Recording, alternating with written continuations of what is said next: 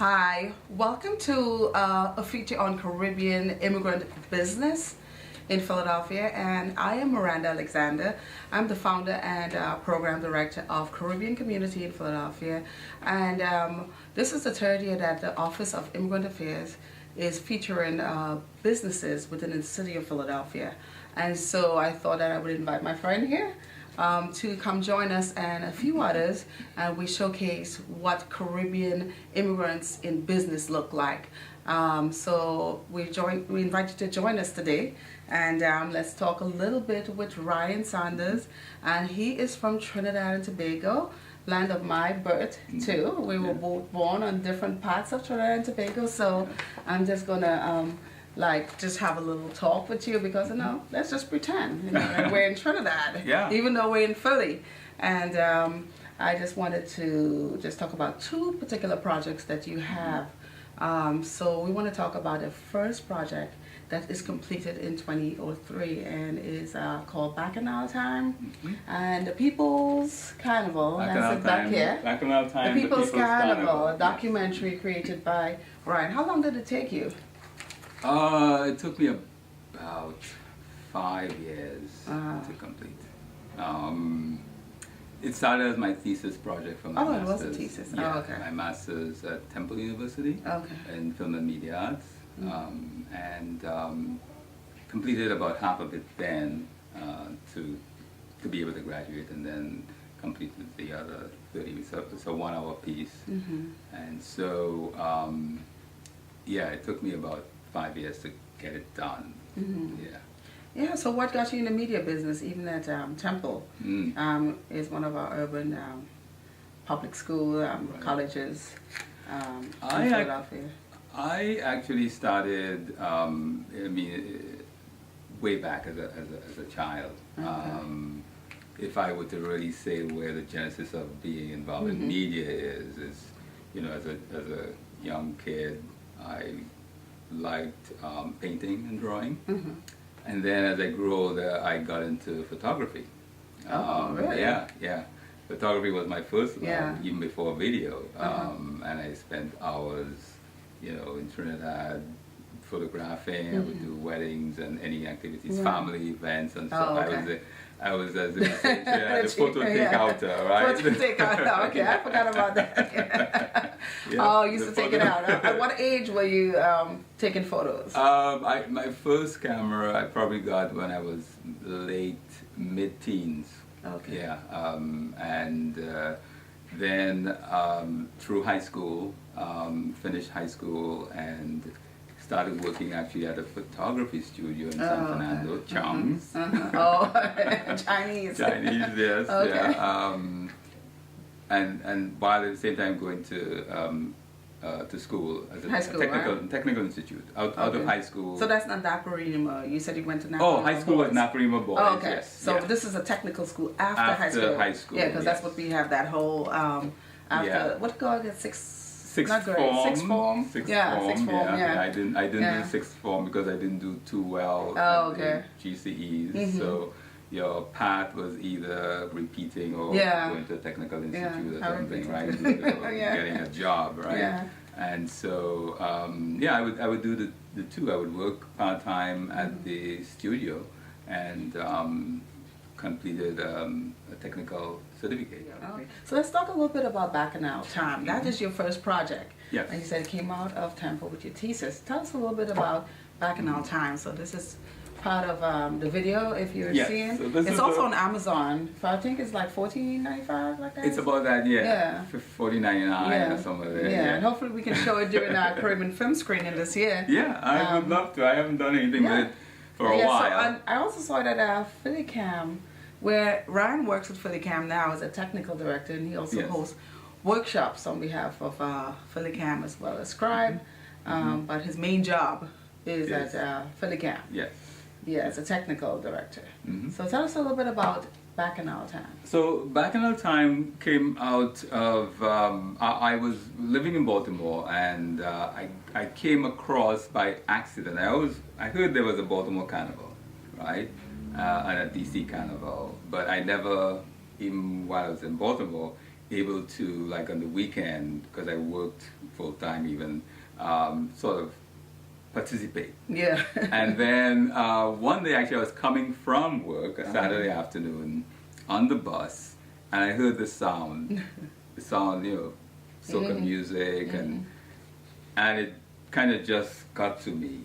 The and rhythm, as the bus, right? yes, the rhythm. Moving? Well, I was in the bus, and yeah, absolutely, and the bus passed the parade and rebels and stuff, and I got to thinking, looking at the exuberance on the participants' faces and the joy, and kind of got to thinking, why, why, or what it is that makes immigrants, Trinidadians in particular, carry their culture right. and kind of explore and expose this aspect of the culture, as opposed to anything else. And so it kind of led to research. It led to wanting to document that experience, right? So it wasn't so much trying to get to the historical aspect of it. It was actually more on a personal level. What makes immigrants sort of want to, or at least just naturally hold and bear their culture, right? Wherever they go. And Trinidadians seem to take the carnival and the calypso. Everywhere, it's everywhere. London, it's everywhere. So all over the U.S. Yeah, exactly. So it kind of started as that aspect, but as I got more into it, by the time I was in my second or third year, second year of my grad school, actually, sorry, before I was still in Baltimore, I did a short piece actually in Baltimore for my undergrad, but it was more of an experimental piece, right? So it was sort of going to some of the carnivals and taking out certain experiences and trying to find... You traveled to get some excerpts, right? Yeah, different places. I went, when I did it in Baltimore, I went to Canada, I went to Toronto. Yeah, you did. I went to Toronto and got that experience. That's the first time, And so once I came to Philadelphia, what would be my thesis? What would be my project, right, for my master's? It was a no-brainer, right? And so I put together, the whole proposal to produce this documentary video. And so that led more to looking at Trinidad, the history of Carnival coming out from, enslavement, the Africans, and, building on that. So it starts in Trinidad, or it documents to some extent the historical aspect of... Not only that too, your wife's country, Brazil. Right. So Brazil is a huge, population of Africans that actually do have one of the largest carnival. We call our carnival the greatest show on earth. I don't know what they call it in Brazil. Well, there'll be a lot of debate here in this house about which is the best. Oh, but, so I lose that battle. Right. But yes, we do have that. But it's amazing to know that Ryan only played once, right? Yes. And I never played Carnival Mask. Still haven't. I still don't want to. Yeah. I mean, I'm going back home in a while just to see Carnival, but I enjoy the culture as an adult to understand, the history and everything. It's good. You just get bitten by what the real culture is. The essence of it. In fact, at the Technical Institute, I did, now that you mentioned, talking about playing mask, I actually designed a costume. Oh, you designed? Wait a minute. No, I designed a costume. A female or male costume?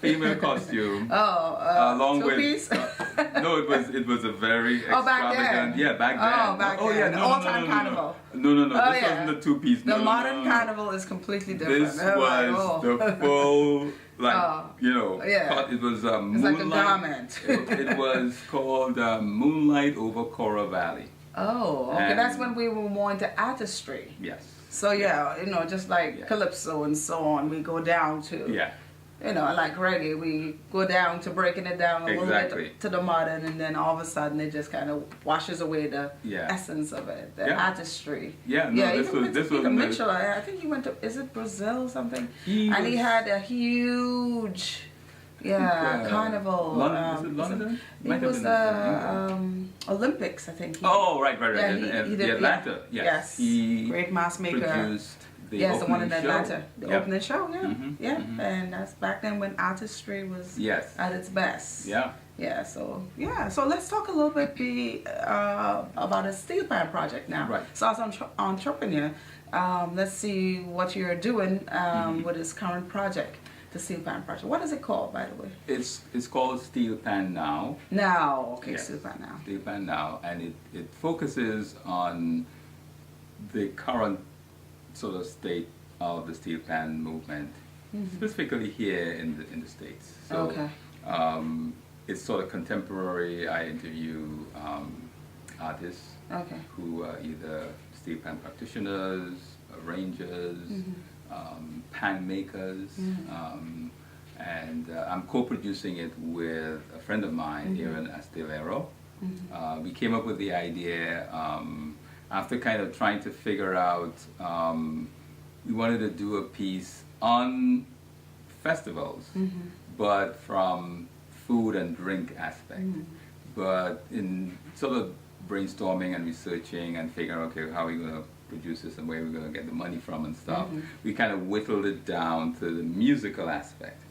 And it so happened that Aaron had an experience with Steelpan when he was at, he attended Penn State. Up here. And he's from what country? He's American. Oh, he's American, yeah. So this thing has gone all over the world because it is the only instrument, the Steelpan, to be birthed in the 20th century. And it's from Trinidad and Tobago, and our musical instrument that is given to the world. Japanese and everyone, I mean, people all over the world is playing this now. Europe, Switzerland, Germany, you name it, there's some, wherever. Sweet song of Steelpan, and it's interesting when you find out about those experiences from the different countries. It's a Trinidadian who migrated there and is either involved in the Steelpan as a player, arranger or something. And somebody believed in it and took it. And most times you find other people teaching it. So we look forward to that. We never played the Steelpan, by the way, between Ryan and myself. I'm not a pan player. We don't know. So we're not pan even players. going to attempt. I know to play the Steelpan, but this thing is not just a soul pan, but there is a band. Yes. You know, you have the tenor and you have the bass and you have all the pieces that make up. It's almost like an orchestra. They actually call them Steelpan orchestras. They are individual players as well who have done pretty well. And now you have classical music. You have pop, you have every type, soca, jazz, calypso, everything. It can be played with this musical instrument. And actually the documentary, the piece, the Steelpan Now piece sort of actually shows the versatility of the instrument. So we have people who play jazz, and not just the classical jazz, but more contemporary jazz. Interviewed a young American gentleman, Jonathan Scales, who is doing some incredible work with the Steelpan and with his orchestra. Another gentleman from DC, he is more the contemporary type, classic contemporary type jazz musician. Then we interviewed folks in Chicago, Northern Illinois University, where the only program in the States that offers a master's in percussive, instrument, focusing on the Steelpan. And the two gentlemen there who run that program, they're originally from Trinidad. Went up to Canada and interviewed a gentleman who has created an electronic pan called the E-pan. Amazing guy from Trinidad, was a pan player and developed, wanted to amplify and electrify, make the Steelpan, amplified, and he developed it. This is probably his fourth iteration now. There's an Harvey from Delaware. No, I heard about him. Takes students around the world. So because it's self-funded, we pulled the money out from our pocket, and we traveled, went to Virginia, went to Trinidad to the festival. So budget-wise, it's kind of limited. We started in 2015, so it's 2019 now, so it's time to kind of try to wrap it up. Right, yes. Otherwise, it would be beyond 5 years. Right, exactly. So it has, it's limitations in terms of who's included, but I think when it's done, it'll still give a definitely panoramic view. Yeah. Okay. Okay. Well, Ryan, thanks for talking with us. Yeah. And today, all the best, and we hope to collaborate some more. Sure. So I've been speaking to Ryan Saunders, Technical Director of PhllyCam, and I am Miranda Alexander. I'm the founder and the Program Director of Caribbean Community in Philadelphia, and we're featuring Caribbean immigrants in business in Philadelphia. And thank you for watching. The image that most people tend to have about the steel pan is a stereotypical one, where the instrument should be relegated to the beach or performing at pool parties, and the people that play it, have their multicolored shirts and their straw hats, and the listeners are just there, not necessarily part of the musical process. It's just the steel pan being background music, and they're sipping their pina coladas and what have you. To take a 22.5-inch across and put these segments in is serious geometry. A Panyard wasn't a good place to be in back in their day. Whereby today, a Panyard is a great place, a very great environment right now. Pan had a dark side in the early days. Pans are not hit and miss. You tune to the A440 system, you could go all around the world and play. Welcome to Caribbean Immigrants in Business. We are here with Remy Duncombe, that's how you pronounce your name? Yeah. From Bahamas, originally from Bahamas, and we're talking about immigrants in business that are making a difference in Philadelphia. So I'm going to interview him shortly. I'm Miranda Alexander. I'm the founder and the program director of Caribbean Community in Philadelphia. Remy's also part of my board, and we'll talk later about our partnership with Caribbean Community in Philadelphia and Fellah Auto Group.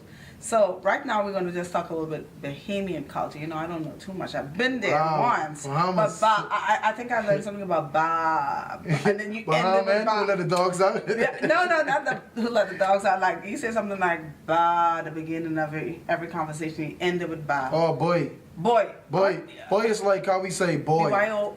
Boy is like our expression. Boy. B-U-O-Y. Boy is like B-U.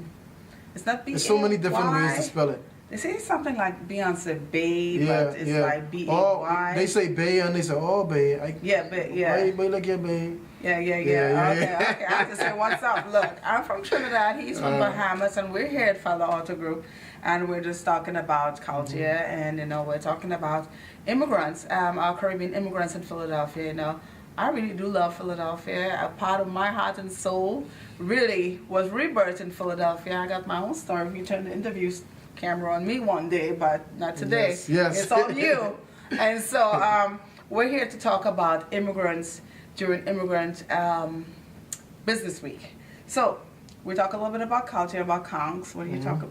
Tell people a little bit about your culture, about Duncombe. Well, where do I start? The Bahamian culture has a vast variety of different expressions, but the main thing is Duncombe.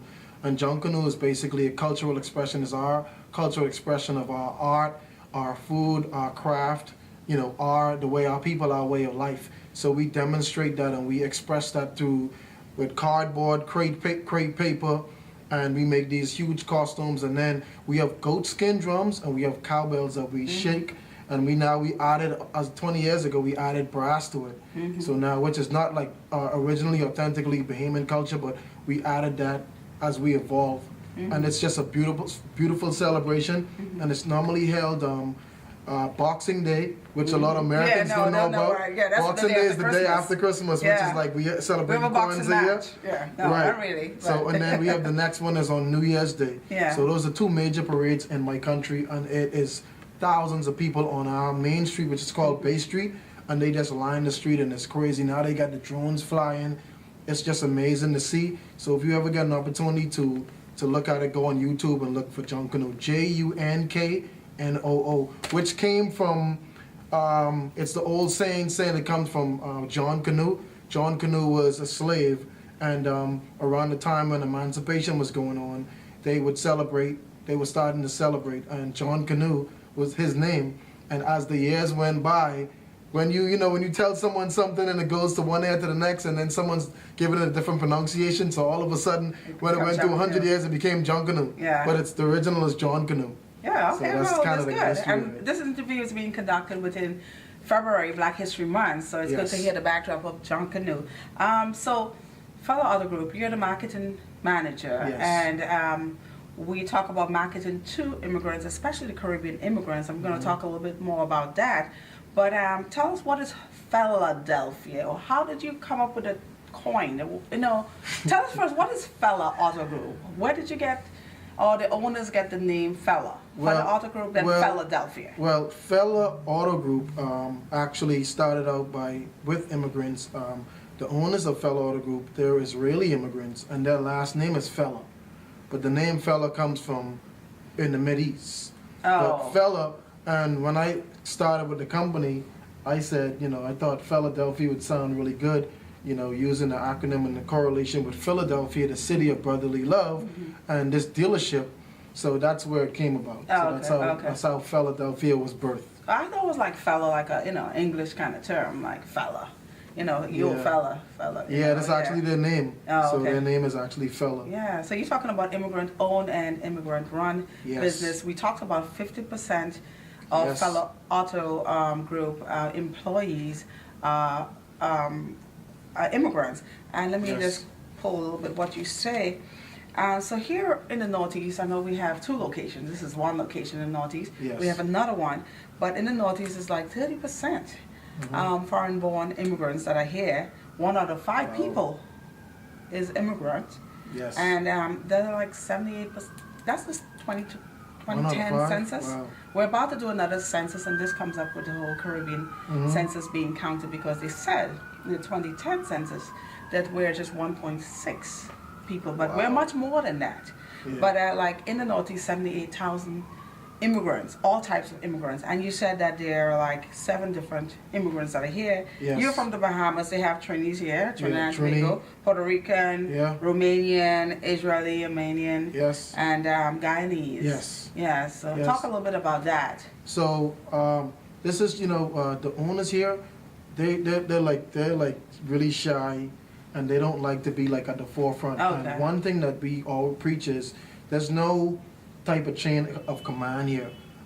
Everybody is equal. They don't treat anybody different. So just because I'm the business development and marketing manager, I'm treated the same way as the person who's the lot guy that's moving the cars around. Okay. And that's something that they preach, because being that minority and that that whole atmosphere, we try to make sure that we come a little bit more on a level playing field, because this company, that's just a testament to them helping us to understand that there's room for advancement. The finance manager at this location actually was a lot guy.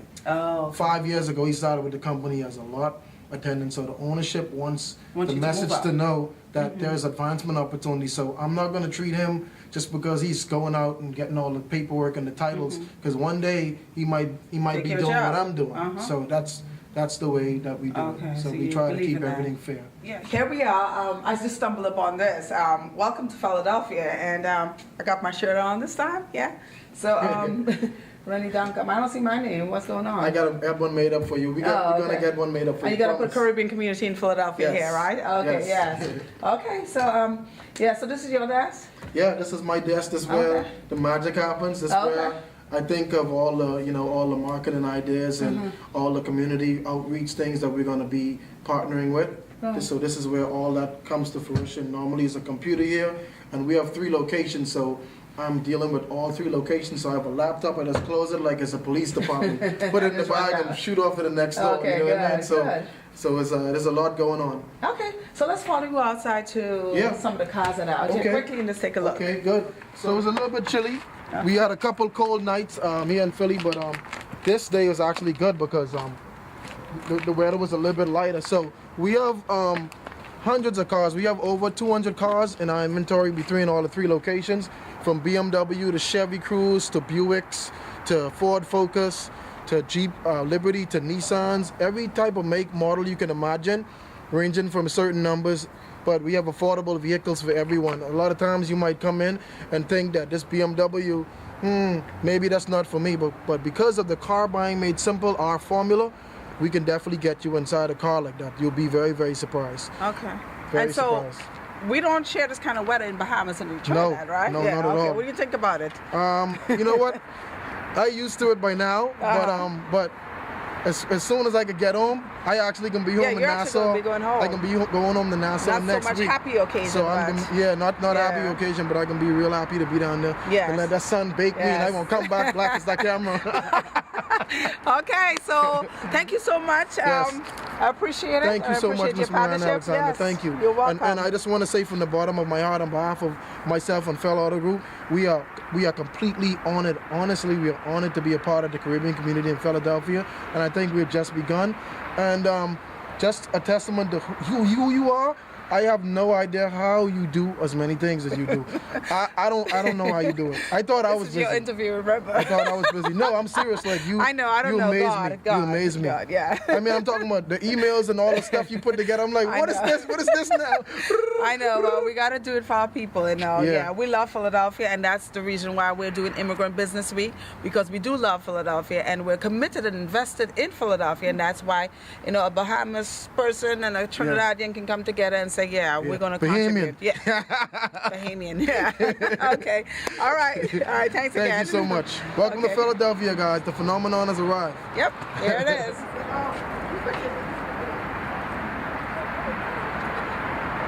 Hi, we're at La Cayenne. It's a Haitian restaurant. It just started just a few months ago last year, but Norma has been involved in Caribbean culture and Haitian culture during Duncombe with being a party promoter, and so she is now a restaurant here, and this is La Cayenne.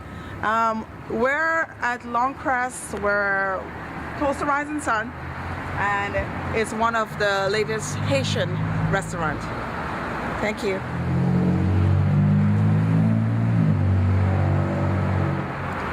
Yes, we're here again. We're doing this for Immigrant Business Week.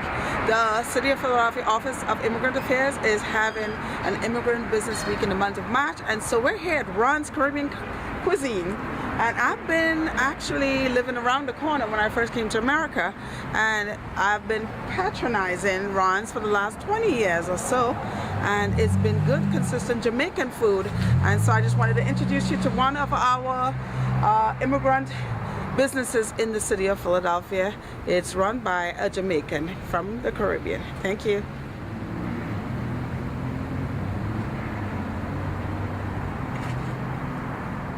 Hi, my name is Miranda Alexander, Caribbean Community in Philadelphia, the founder and program director. And we're here today at Flambo restaurant. It's a Trinidad restaurant, and it's an upscale restaurant led by Anthony. And he left the medical field and created this about this is his second year. So we're like 3 blocks from Girard, and we're also like smack in the center, in the middle of Divine Lorraine, as well as the Met Philadelphia. And so this is Flambo Trinidad restaurant, and Phillycam is one of its, I'm from Trinidad too, one of the national dishes. Callaloo, macaroni pie, and roti, specializing in all these great dishes. So we thank you so much. Immigrant Business Week. Thank you.